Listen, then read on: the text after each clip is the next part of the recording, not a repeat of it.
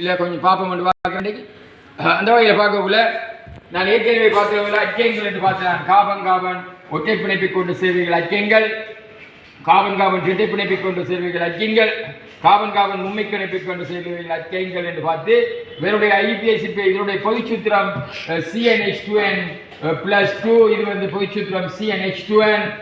அதே மாதிரி இதில் பொதுச்சூத்திரம் CnH2n -2 என்று பார்த்துனாங்க. அதே மாதிரி ரெண்டும் வந்து CH2 கூட்டத்தால் வேறுபடுறதால மெதலின் கூட்டம் என்று பார்த்துனாங்க.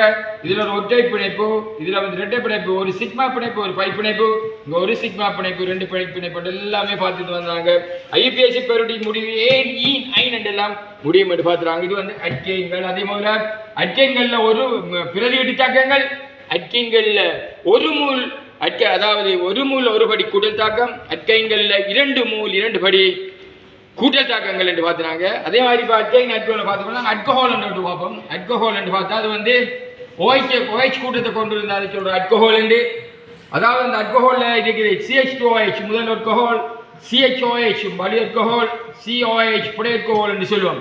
இப்படி போடக்குள்ளையும் CH2OH என்று சொன்னால் இதை வந்து நாங்கள் இதில் ஒரு டேஷ் போடணுமே.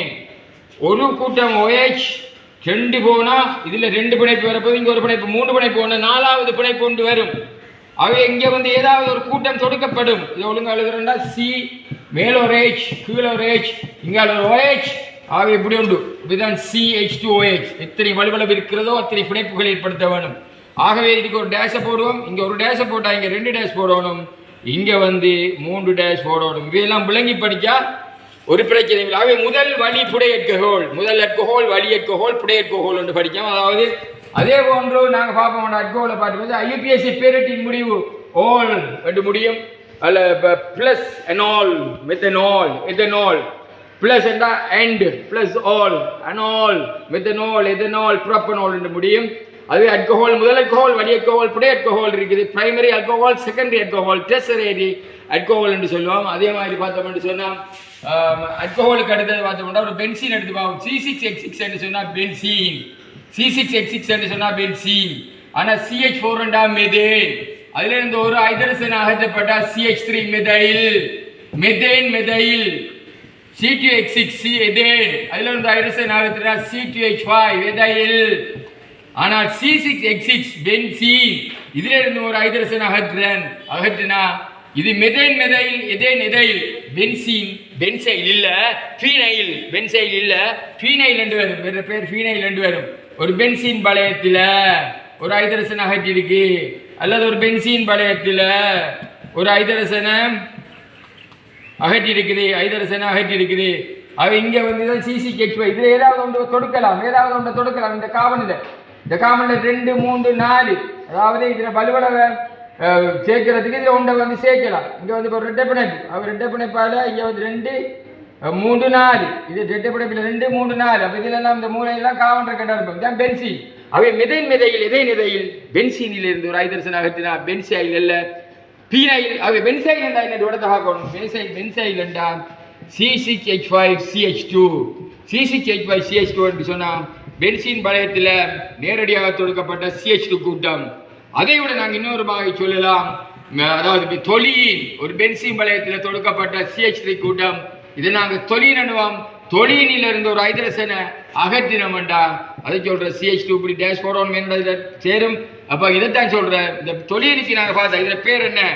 தொலியின் CH3. இதுக்கு மற்ற பேர் என்ன? அதாவது ஃபீனைல் மெதேன். ஏன் மெதேன் கூட்டம் ஃபீனைலில் தொடுக்கப்பட்டிருக்கு. ஃபீனைல் மெதேன் இன்னொரு பேர் இருக்கு என்ன? மெதைல் கூட்டம் பென்சீனில் தொடுக்கப்பட்டிருக்கு. மெதைல் பென்சீன், ஃபீனைல் மெதேன், தொலி இது எல்லாமே உண்டு. அவை பென்சீன் என்றா இது. அதே மாதிரி பென்சீன் அந்த அல்கோஹாலை எடுத்தா முதல் அல்கோஹால், வழி அல்கோஹால், புடை அல்கோஹால் என்று பார்த்துனாங்க. அதே போல ஹைட்ரோகார்பன்களை 2ஆக பிரிக்கலாம். அலிபெட்டிக் ஹைட்ரோகார்பன், அரோமேட்டிக் ஹைட்ரோகார்பன் என்று பிரிக்கலாம். அதே போன்று நேர்ச்சங்கிலி உடையவை, கிளைச்சங்கிலி உடையவை, சமபௌதியங்கள் ஒரே மூலக்கூட்டி சூத்திரத்தையும் வித்தியாசமான கட்டமைப்பையும் கொண்டிருந்தால் சமபௌதியம். அந்த சமபௌதியத்தான் திண்மை சமபௌதியம், அமைப்பு சமபௌதியம் என்று பிரித்திருந்தோம். அந்த அமைப்பு சமபௌதியத்தை தான் நாங்கள் பிரிச்சிருந்தோம். மெரிஸ் அமைப்பு சமபௌதியம், தொழிற்படும் கூட்டமைப்பு சமபௌதியம், கட்டமைப்பு நிலைக்கு சமபௌதியம், நேர்ச்சங்கிலி கிளைச்சங்கிலி சமபௌதியம் ஒன்று பிரிச்சிருந்தோம். அதே மாதிரி திண்ம சமபௌதியத்தை வந்து பிரிச்சிருந்த ரெண்டா கேத்திரணி சமோதியம் ஒளியியல் சமோதியம் என்று கேத்திரணி சமோதியத்தை ரெண்டா பிரிக்கலாம். ஒன்று சிஸ் சமோதியம், அடுத்தது வந்து திரான் சமோதியம், ஒளியியல் சமோதியம் என்று ஒன்று படிக்கும்.